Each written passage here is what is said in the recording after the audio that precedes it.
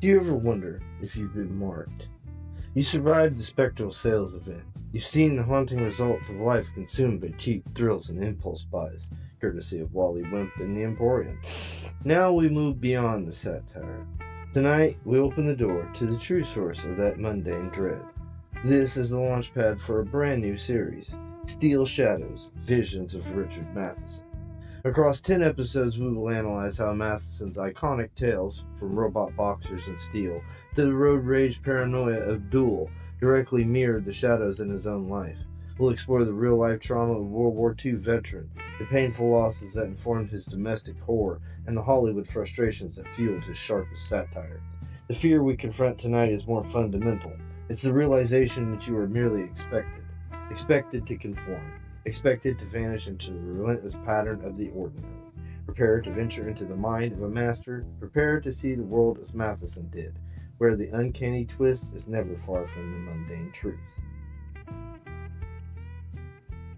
The curtain is up. The shadows are gathering. SL Tonight, Anthology, begins.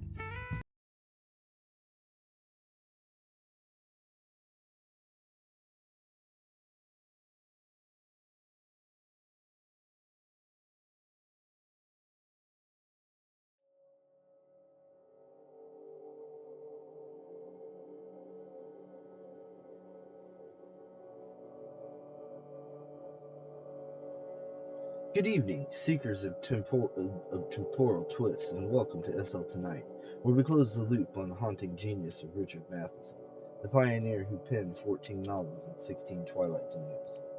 I'm Felix Lebeski, your host for Steel Shadows, Visions of Richard Matheson, a series celebrating the man whose stories lampoon his career. World War II scars fueling supernatural turns, pulp roots evolving into time-bending critiques. In the 1950s, Matheson was in California, scripting for The Twilight Zone, inspired by his father's immigrant stories and quantum physics articles that made him ponder time's flow. The window of time grew from that curiosity, a tale of a man glimpsing the past, reflecting his aim to blend sci-fi with emotional reflection. Published in 1956 in the magazine of fantasy and science fiction, it captures his skill at turning nostalgia into horror, drawn from family losses and his own aging fears. Behind the scenes, Matheson collaborated with Twilight Zone producers, but the story stayed in pulps, reflecting his frustration with Hollywood's limits on personal themes. It's a window into what drew him to horror, the fear that time's window reveals lost worlds, a theme that deepened with his son's death in 1969. Let's peer through this final painting. Let me say at the outset that I don't blame my daughter for what happened. Actually, blame is too critical a word. What I mean to say is that my daughter was hardly responsible for what happened. Miriam is a good soul, a benevolent human being. She never, well, almost never, found fault with my living in her home, and Bob's, and the three boys. And if she did find fault, it was of such brief duration as to be negligible. Bob, on the other hand, well, let that go. The main point I want to make is that my daughter did not demean me in any way for my extended residence. She knew I was alone and friendless, all of them deceased, including my beloved wife Agnes. Appreciating that, Miriam treated me with thoughtfulness, kindness, and most importantly, love. So much for the outset. The upshot? I know that my daughter and her family were in a constant state of stress because of me. I did the best I could, using their second bathroom. I didn't have the temerity to utilize the master bathroom as expeditiously as possible. Watching television on the small black and white set in my bedroom, rarely watching the 55-inch LCD color TV in their living room, and sharing that only when we all agreed on a specific program. Most of my personal books were in storage and scarcely ever reread. I'd read them all anyway. Oh, there were other elements of stress, certain foods I couldn't eat, medicine prescriptions I needed periodically, rides to various doctors. I'd lost my driver's license in 2008 following my stroke. Well, why go on? I was, to be brief, in the way. So I decided to leave. I had enough private income from Social Security and my retirement pension from the Writers Guild. I was a rather successful series television writer in the 60s and 70s, so I had enough income to keep paying Miriam by the month even though I wasn't there. I didn't tell her I was leaving. I knew she'd try to dissuade me. My age, 82, I'd married late, my health, questionable, my need for company, beyond question. I didn't want to debate with her, so I just left. A parting note on the kitchen table. I didn't take any belongings with me. I could get them after I located a furnished room or flat. I waited until Miriam had gone shopping for groceries. Bob was at work. He's a car salesman, poor chap.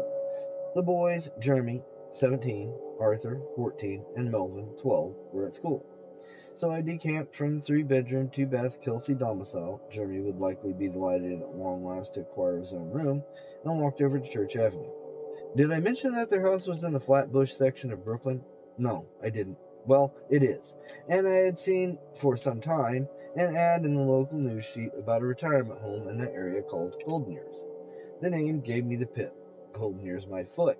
But I was in no position, or condition for that matter, to go searching to hell and gone for an appropriate landing spot. The home, I had trouble thinking of it as home, was a couple of blocks west of Flatbush Avenue. I had described it so. To be truthful, I can't tell east from west or north from south. I assumed that I was going in the right direction, and evidently I was. I found the house a block and a half distant from what had been the RKO Kenmore Theater in my youth. Not a bad looking house, cleanly painted, and a sign hanging above its porch which read Golden Years, the O missing. No mention of retirement. I had to assume it was the place I was searching for. No doorbell. Instead, a rather portentous looking knocker made, I guessed, of cast iron painted to resemble copper. It made such a deafening resonance when I struck it against the door that it made me wince. An old lady answered the door. My immediate assumption was that the house was hers, and she was attempting to keep from losing it by renting out unused bedrooms. She smiled at me. "You come looking for a place?" she said. Her assumption would ordinarily have offended me, but her demeanor was so friendly, her voice so agreeable, that I felt nothing but acceptance in her presence. "Yes, I am," I answered her, politely. "Come in, then," she said, still smiling. There was no mention of rental as she led me down the dim-lit hall. Hung on both sides were old, faded photographs and paintings. She must be almost my age, I thought, although I wouldn't have dreamed of asking. Her hair was silvery gray, her clothes outdated, her dark dress ankle-length. She walked with a youthful step, however. Reaching a door, she opened it. "Here it is," she said. "Let me know if it's what you need." With that, she was gone. I closed the door behind me and looked around. What I need? An odd expression to use.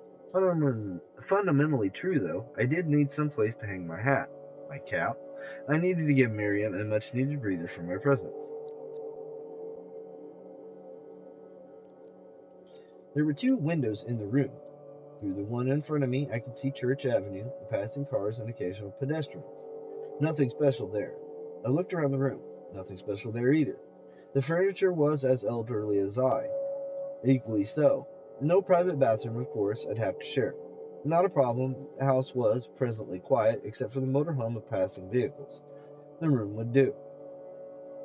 I moved to the other window. It looked out on a barren lot. To the right was a view of Church Avenue. I looked at it for a few moments, and I felt my spine turn to cold water. I shuddered so violently that I visualized my spine collapsing like a thin tower and splashing out of my body.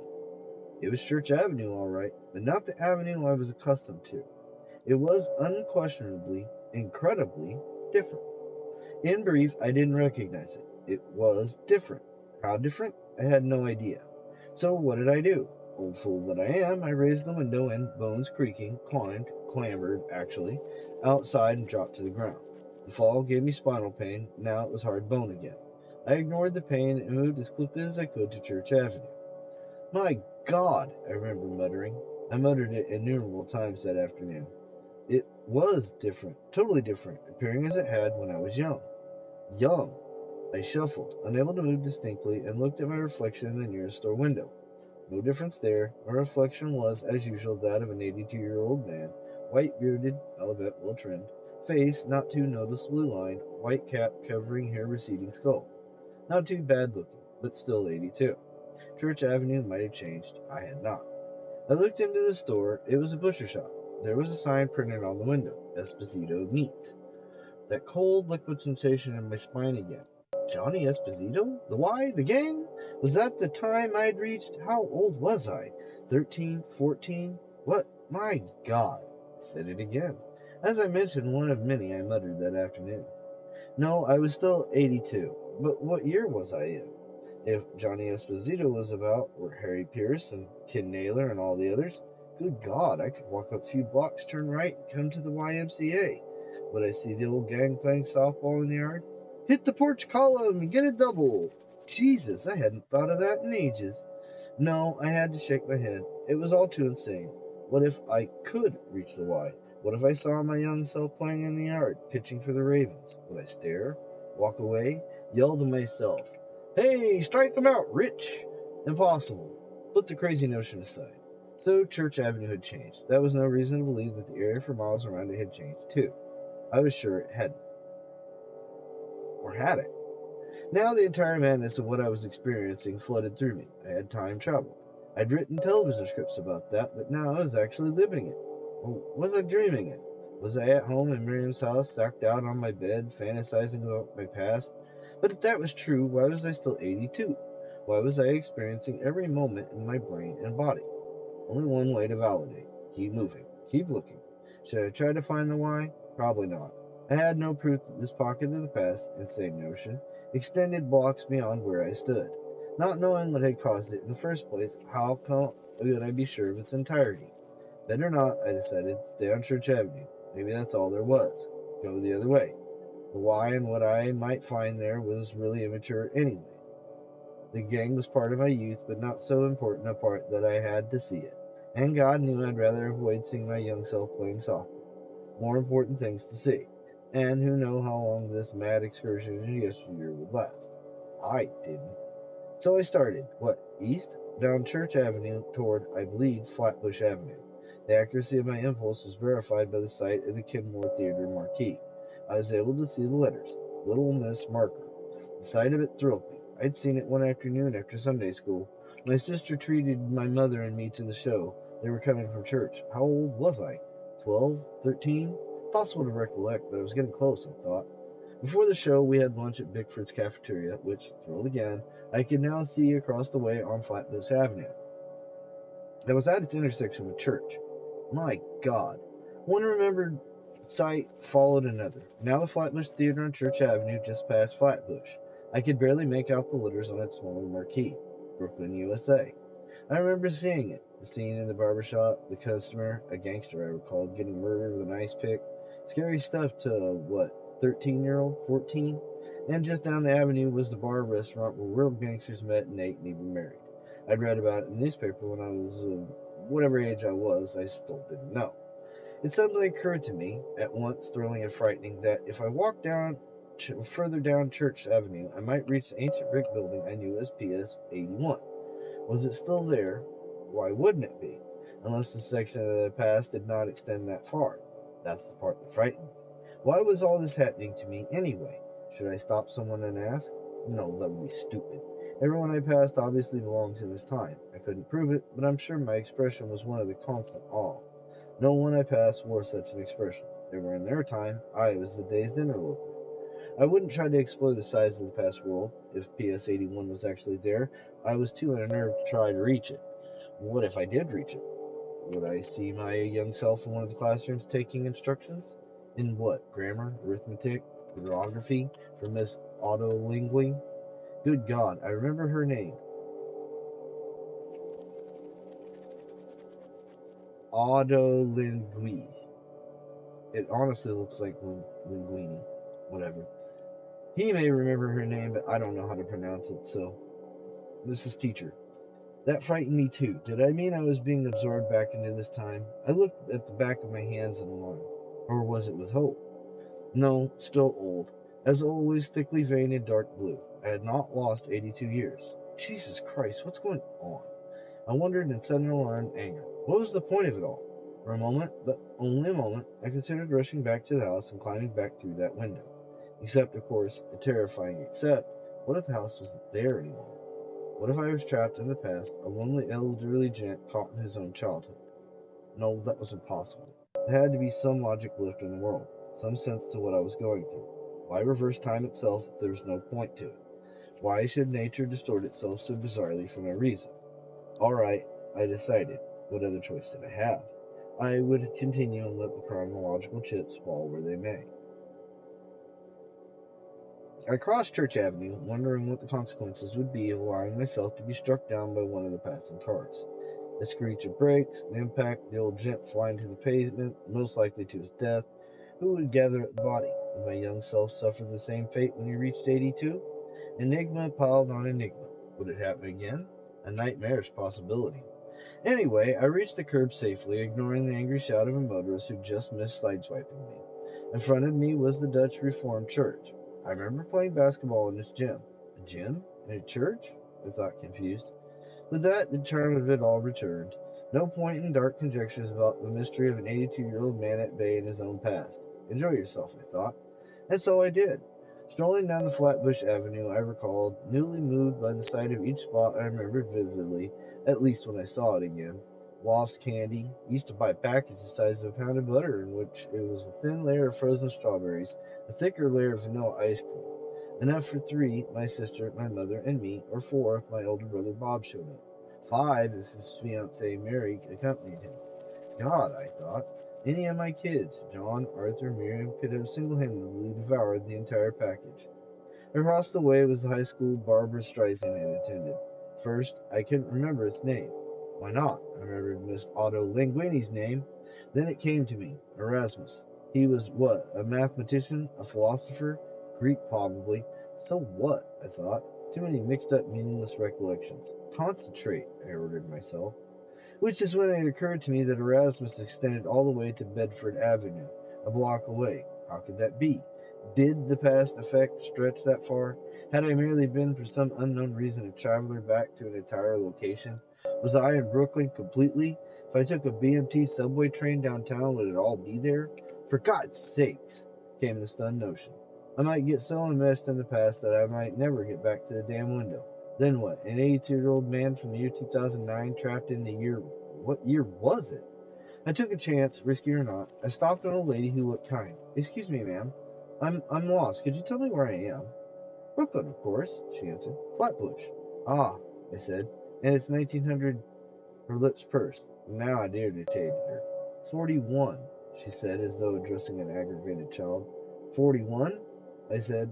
Yes, she said, and if you're lost, you better tell a policeman. Yes, thank you so much.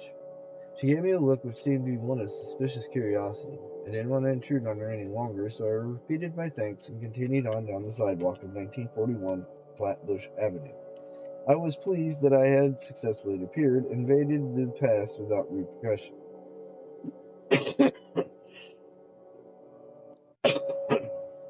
Of course, I had displeased that old lady. At the end of our brief exchange, she'd grown cautious. Why? I wondered. Was my 2009 outfit so different, or was it simply that my queries had been peculiar, even suspect? I had to put that out of my brain. It was getting cluttered there. I stared at Erasmus as I walked, remembering at that moment that a few doors down from its Bedford Avenue side was a Jewish temple. I recalled the sound of their chanting through their open back doorway. And a few doors down from them, my aunt and uncle's house. Next to that, the two-story office building where they did cleaning, and where they took me one evening with my cousin Francis to look at the mass of Axe pinball machines, the result of a local police attack. And on the first floor was an ice cream parlor where I bought Gob's ice cream cones. Too much. My brain was being consumed by unnecessary memories again. I had to control them. I had to. I washed them off with a deliberate focus. I was on Flatbush Avenue. I'd kept myself and brain exclusively there, enjoying the nostalgic sights, not letting my brain go haywire with mobbing remembrances. Remembrances. Good. I would not dream of ringing the doorbell of my aunt and uncle's house. Assuming, as they now did, that the house was actually there, what impossible complications would arise if they answered the door? A flow of incredible explanations consumed my brain. Yes, I know I'm 82, but I'm really 15. I'm your nephew, Richard. I'm here from the year 2000. I went out a window in a house on Church Avenue, and lo and behold, I'm in 1941. Strange, isn't it?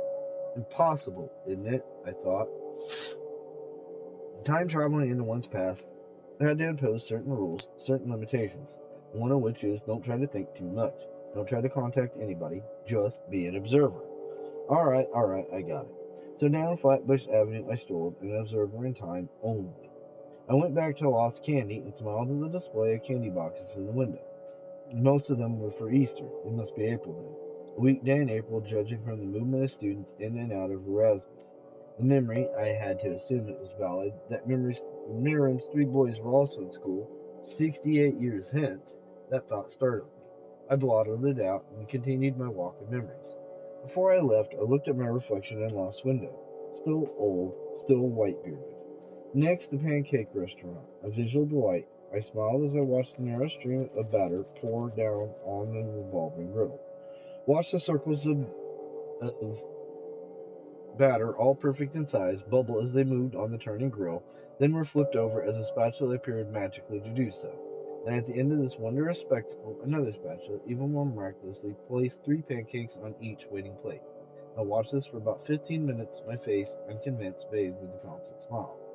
Then it suddenly came to me that close by, nearly too close, was the stairway leading up to the second floor dress suit rental shop and the third floor apartment where I had lived during much of my early high school years with my mother, sister, and brother.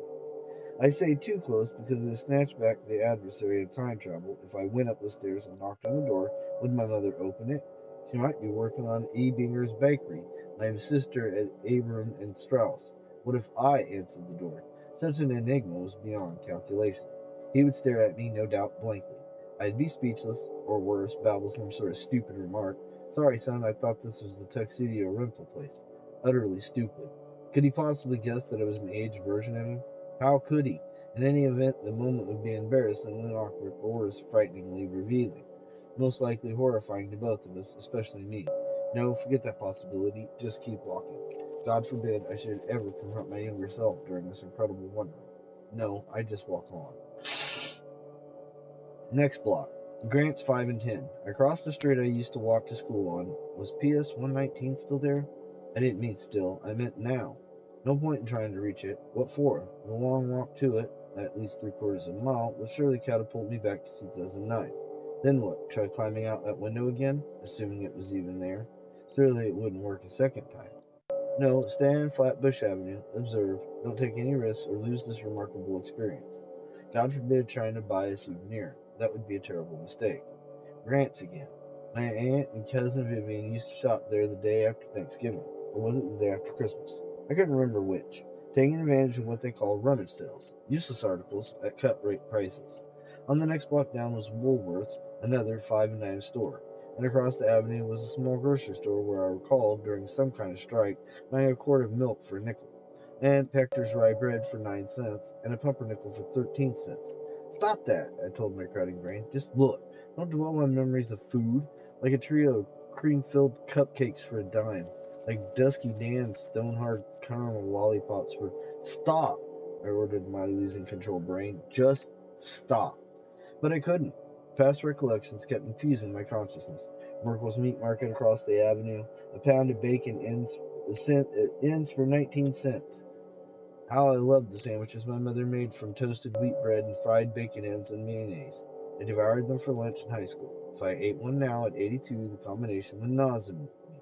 But then, in the fruit and vegetable store at the corner, I literally visualized my customary purchase. A nickel's worth of soup greens, a full-sized grocery bag loaded with carrots and onions and turnips, and Jesus Christ, cut it out, I begged my brain. Just look. But I couldn't control it. On the next block, Lowell King's, where I saw the Marx Brother and A Day at the Races. Further down, the Rialto Theater, where I saw Gone with the Wind and its later run. The Chinese restaurant, the bowling alley. Was there no end to this? Was that the peril of time travel? At least the time travel I was immersed in. I had to stop. Simply had to stop this endless discharge of pointless memories, this brainless gushing of trivia. But how? I stopped walking and pleaded with myself. Do something right, I begged. Then it occurred to me. Adeline. Of course! How had I missed it? If there was any reasonable point to all of this, it was Adeline, my first and only love. But where was she?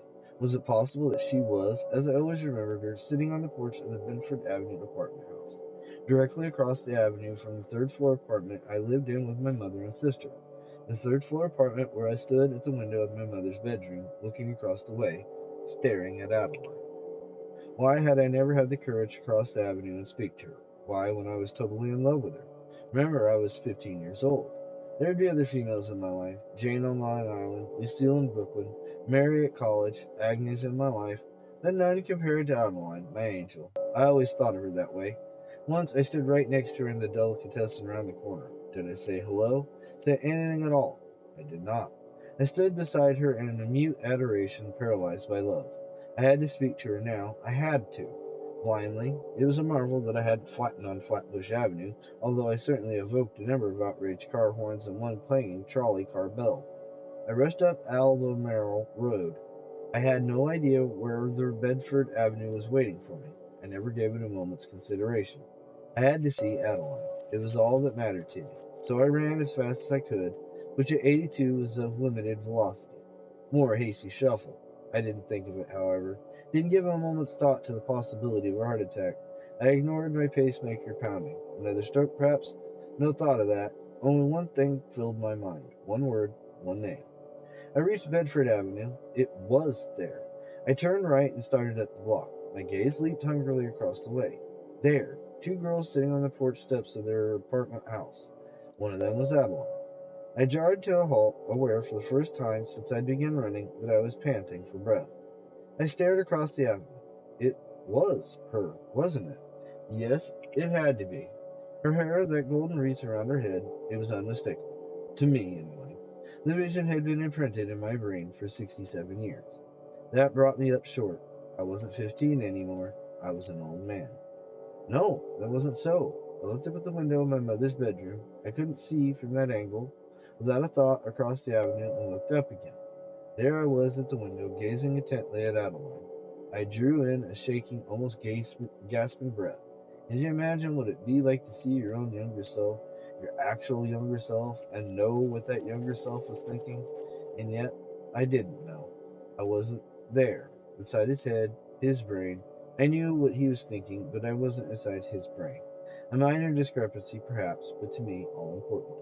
I had to act as what I was at that moment, 82-year-old Richard Swanson, determined to not only see the past up close, but to change it. I turned and walked closer to the porch where Adeline was sitting with her friend, a little Italian girl named, I couldn't remember her name, was it Lucia? I couldn't, I thought for a second that younger Richard might be watching me approach the porch. How could he miss it? Wouldn't he wonder who I was? Wouldn't it disturb him? Was I breaking one of the cardinal rules of time travel, making contact with the past? No, I told myself determinedly. It was a rule I'd come up with myself. No one had transmitted it to me, so to hell with it. To ruddy, bloody hell with it. I was here, with Adeline. I could change everything. I stopped in front of the porch and gazed at her, my angel. She was still that. Memory had not deceived. She was beautiful, incredibly beautiful. I love you, I thought. I have always loved you. That they'd see me stop, now saw me staring. What you want, old man? The Italian girl demanded. That puts me in my place, I thought. Then occurred the most horrible event in the entire experience. The same tongue-tied inability to speak which had assailed me in the delicatessen that afternoon now took place again. I wanted desperately to tell her who I was, that my younger self was at that very second gazing at her through a window across the way, that he loved her now, and that I, the old man standing in front of her, had loved her always. That somehow she must speak to my younger self, get to know him, love him as he loves you, now, this year, and always. I couldn't say a word. Was it me, or was I prevented from speaking because I had, after all, broken that rule of time travel? How long I stood there, a mute statue called wordless love, I had no idea. It must have been long enough to disturb her, though. Why are you staring at me? She asked. Because I love you, damn it, yelled my brain. On my tongue, my voice, still paralyzed. Then Adeline said one thing I'll always remember, always cherish. Are you all right? She asked, concerned, loving. I will never forget that. Her words were disfigured in a moment by the Italian girl snapping, Get out of here, old man. We'll call a cop. That did it. The moment was lost. Without a word, completely unavailable to me anyway, I turned and walked away, cursing myself inwardly. For Christ's sakes, go back and tell her what she has to hear. If you don't, the poor speechless sap in the window will never say boo, and all will be lost, as always, damn it, as bloody always. I don't remember how I got back to Flatbush Avenue. Not a step of it. I know I must have passed the police station, Matheson's store. Not a glimmer of recollection. Only one thing remembered. Sitting on one of the steps to her old apartment, and seeing myself walk by. The immediate inclination was to shrink back in startled avoidance. Not that much of a problem since he had already passed me by. How do I describe my feelings at that moment? There was a fascination, no doubt of that, but also discomfort, even dismay. Why? Think of it. You, 82, looking at your 15-year-old self walking by. Moments of distress at the duplicate reality. Two of you, 115, 182. How could the confused sensation be allied? No way. I had to just accept the anomaly. Then it struck me. I had a choice. There are no hard and fast rules controlling time travel. I was free to act as I chose. I could alter anything at will. So I stood quickly and hurried to go after myself. Sounds crazy, doesn't it? It is crazy. The whole experience was crazy, with one exception. It happened. So there I was, my old self striding confidently, willfully at any rate, after my young self. Richard, I called, suddenly remembering that the gang at the Y called me Swanee. Would he respond to that nickname more readily? Probably not. He didn't turn, kept walking. I recognized his stride, smiling as I remember how my mother described it as loose and wobbly. It was that. I called his name again. This time he heard me and stopped to look around. I approached him, and let me tell you about the uncanny encounter of standing inches from your own younger self. The feeling goes beyond description. It was, at once, thrilling and frightening. What is it? He asked, not too politely. Who was this old guy, and what did he want? Tried to start what I meant to say, suffering an abrupt dread that I was about to face the same dumbstruck inability to speak that I had experienced in front of Adeline. I fought it off. I would not let it happen again. I want, I began, then faltered. I want to help you, I blurted. Is this some kind of charity? The 15-year-old self asked suspiciously. I felt a tremor of amusement. I'd always had a skeptical nature. I had to smile. My show of diversion didn't please him. He turned away. No, don't, I said abruptly. He turned back. Listen, sir, he said. The sir did not sound at all polite. I want to speak to you about Adeline, I said. He stared at me. Who? He asked. He sounded far more aggravated than curious. Mentally, I jumped back in my own time. Had this ever happened to me when I was 15? I was sure it hadn't. This was something else. Something else entirely. I was transcending time travel. Which strengthened my resolve to say, the girl who lives across the street from you, the one you look at from the window of your mother's bedroom. There, I'd said it, time was changed. My 15-year-old self was looking at me with deep suspicion written on his face. He didn't speak. You have to speak to her, I told him. Why are you, a detective or something? He replied. I, my dubious teenage self, replied, No, I said, amused again. He didn't react well to that amusement either. Listen, mister. No, I interrupted him. You listen. Adeline, how do you know her name? He demanded. He was really suspicious of me now. Was it all going wrong? I couldn't let it go wrong. So mistakenly or not, I countered him. You don't know her name, do you? You don't know anything about her.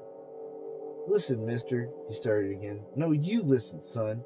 Broke in again. Of course, he wasn't my son. He was me. You have to speak to her. Stop staring out the window and go to her when she's sitting on her porch. Get to know her.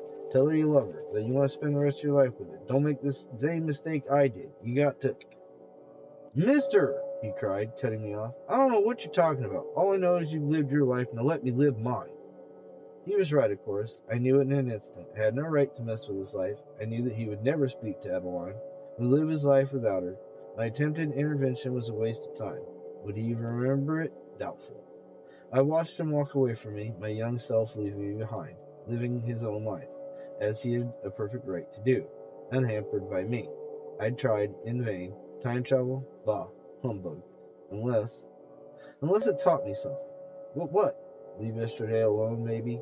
No point in trying to change the past. It's gone.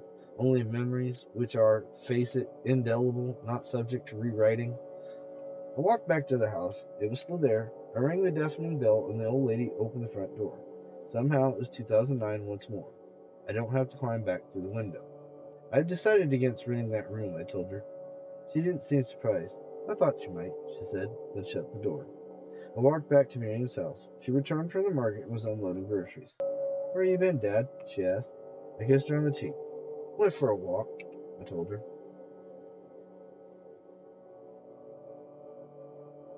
That was The Window of Time, a story that peers from Richard Matheson's fascination with nostalgia. At 30, Matheson was in Los Angeles, submitting to pulps like F and SF, inspired by family histories and Einstein's relativity theories that made him ponder time's illusions. A lampoons his career, War's Lost Time extended to Windows of Regret, his pulp roots maturing into critiques of memory's pull. Writing this in 1956, he drew from his father's Norwegian tales and his brother's death, aiming to show how the past haunts the present. Behind the scenes, Matheson submitted to the magazines, reflecting his frustration with Hollywood's constraint on introspective themes. It's a window into what drew him to horror, the fear that time's glimpses reveal what we've lost, a theme that deepened with civil rights struggles in the 1960s. Richard Matheson, the visionary behind the window of time, turned a glance back into a trap of regret. The story asks, what do we see in time's mirror, and can we look away? Join us next time for Steel Shadows, Visions of Richard Matheson on SL Tonight as we keep unearthing his enigmas. Like, subscribe, and good night. You know you want some turkey. Oh yeah, gobble gobble, baby.